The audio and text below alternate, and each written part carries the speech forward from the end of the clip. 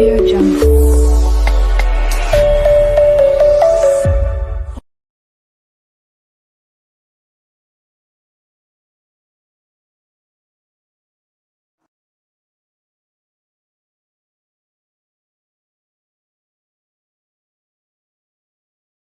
Assalamualaikum warahmatullahi wabarakatuh. Okay, my student in 9th grade, we begin with English lesson. This material today is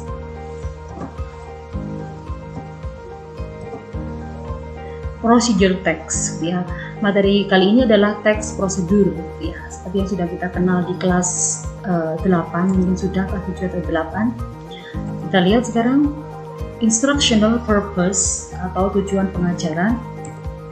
Number 1 is to identify generic structure from procedure text.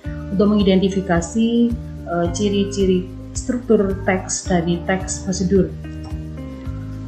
The second is to identify language features from procedure text. Untuk mengidentifikasi ciri-ciri kebahasaan dari teks prosedur. Do you know this photograph? Okay. Do you know this food? Tentunya kamu tahu, this is a meatball, this is onde-onde, it's a yellow rice maybe, bika ambon maybe, and healthy fresh, yeah. If we talk about this food and this drinking, so we talk about the recipes, ya. Jika kita lihat bicara tentang makanan, minuman dan sebagainya, tentunya kita ingin tahu bagaimana caranya, gitu ya, cara membuatnya atau resep-resepnya, bahannya apa sih makanan itu atau minuman tersebut, gitu ya. Do you like this food, my students? Okay, what is procedure text? Apakah teks prosedur tersebut? Apakah artinya teks prosedur, gitu ya? Kita lihat secara arti. Procedure text is a text that is the design to describe how something is achieved through a sequence or steps. Procedure text is a text that is designed to describe how something is achieved through a sequence or steps. Jadi teks prosedur adalah teks yang didesain untuk menggambarkan bagaimana sesuatu itu diraih atau dicapai melalui tahapan-tahapan ataupun langkah-langkah. Jadinya teks prosedur. Jadinya sudah ada gambaran kan anak-anak, kalau kita lihat tadi ada makanan ataupun minuman ataupun kue. Jadi kita terbayang adalah bagaimana cara membuatnya atau apakah bahan-bahannya, dari mana, bagaimana cara membuatnya, itu di sini. Jadi berhubungan dengan teks prosedur. The purpose of the text, tujuan dari teks. Ada the social purpose atau tujuan sosial, ada the purpose of procedure text atau tujuan teks prosedur sendiri. The social purpose is to show how something is done through sequence of steps which enable the readers to achieve the goals.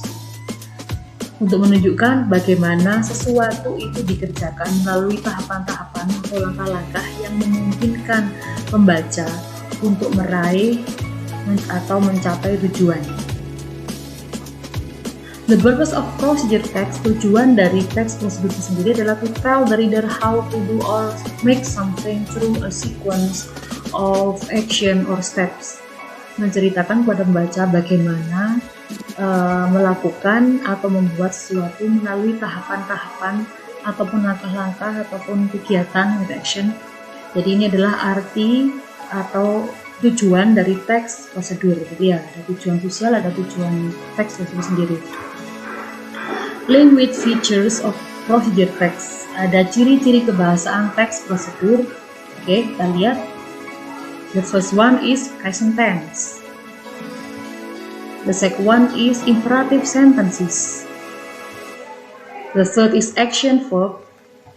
The fourth is time sequence. Kita lihat apakah present tense itu apa fungsinya dalam teks prosedur. Kita lihat ya. Present tense adalah habitual action. Habitual action, subject plus verb one plus object ataupun complement. Itu kalimat yang digunakan dalam teks prosedur atau present tense. Semuanya pakai kata kerja ke satu, ya. Imperative sentences atau kalimat perintah, misalnya verb 1 plus noun. Jadi kalau kata kerja dulu tambahkan noun. Ya, misalkan masukkan adonan, tuangkan air, jadi pour the water, take the dough, misalnya kita ada seperti itu. Action verb, for the example, add, cook, make, pour, take, etc. Tambahkan, masaklah, buatlah, tuangkan, ambillah atau angkatlah, itu action verb. Jadi kata-kata kerja yang action yang berhubungan dengan teks prosedur.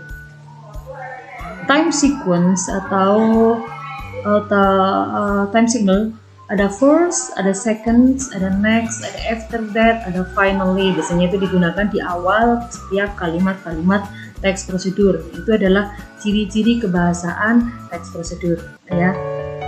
Oke, kita lanjutkan sekarang.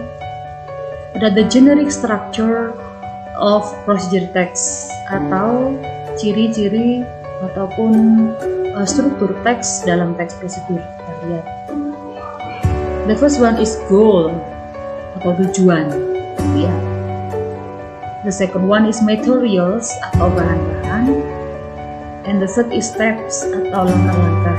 Jadi setiap teks prosedur harus ada goal, tujuan. Biasanya itu judulnya sendiri sudah ada judulnya sudah termasuk tujuan. Biasanya berawal dengan how to make, how to wear, ataupun how to apply. Biasanya gitu ya. Kalau materials adalah bahan-bahan yang digunakan dalam teks prosedur.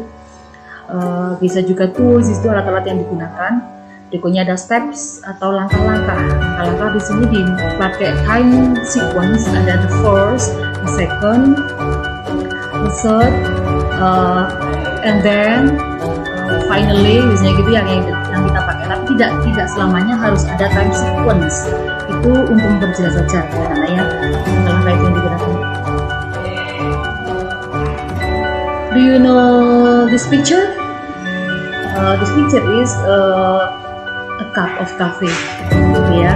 Jadi di sini cara saya contohkan aja how to make a cup of coffee. Bagaimana cara membuat secangkir kopi, ya, yang sederhana aja. Jadi kita lihat bagaimana caranya menulis teks prosedur yang benar. Ya.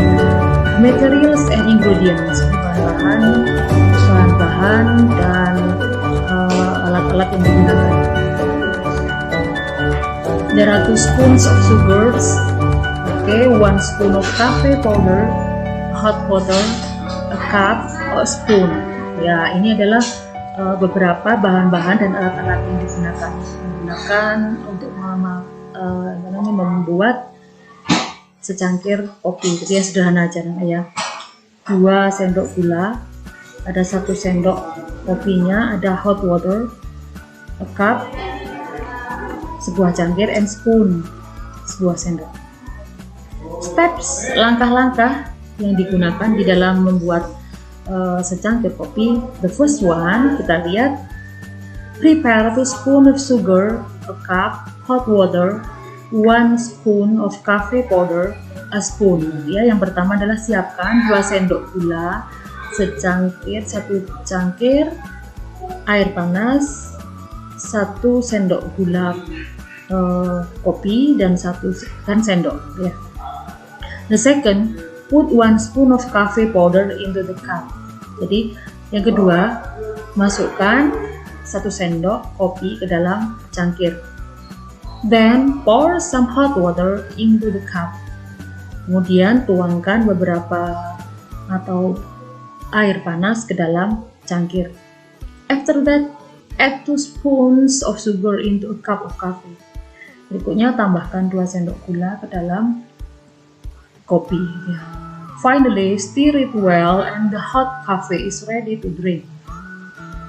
Akhirnya atau tahapan terakhir dari cara membuat kopi ini adalah aduk merata air panas dan kopinya, nanti siap untuk diminum, gitu namanya.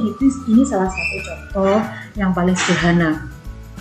Sebenarnya dalam teks prosedur itu ada beberapa yang dibahas, tidak hanya how to make food, how to make a drink, juga ada manual gitu ya. Manual tidak kita bahas di sini. Manual biasanya adalah related to electronic, household electronic, biasanya berhubungan dengan alat-alat rumah tangga yang elektronik ya. Biasanya ada how to operate komputer, ada how to operate rice cooker, how to operate grinder, maybe gitu ya. Itu adalah manual namanya. Itu juga termasuk dalam teks prosedur, tapi kita pilih yang makanan atau minuman gitu ya, lebih mudahnya.